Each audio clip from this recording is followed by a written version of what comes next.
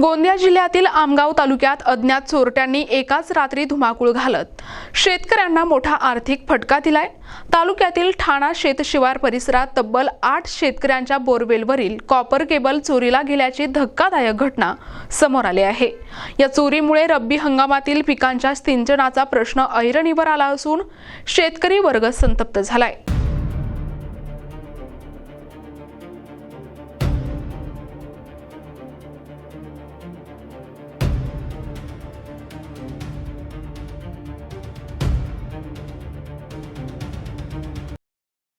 आमगाव तालुक्यातील ठाणा शेतशिवारात सध्या रब्बी हंगामाची लगबग सुरू आहे। शेतकरी सरोज रमेश कावळे यांच्यासह अनेक शेतकऱ्यांनी कांदा आणि धान पिकासाठी बोरवेलचा आधार घेतलाय।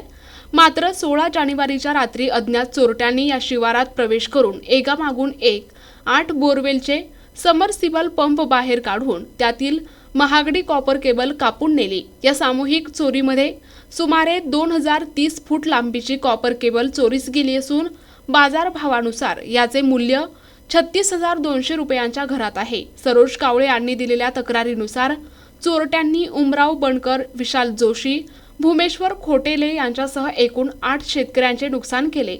शेतात पाणी देण्यासाठी बोरवेलचा मुख्य आधार असलेल्या केबलची चोरी झाल्यामुळे ऐन पिके वाढीच्या अवस्थेत असताना शेतकऱ्यांसमोर मोठे संकट उभे ठाकले।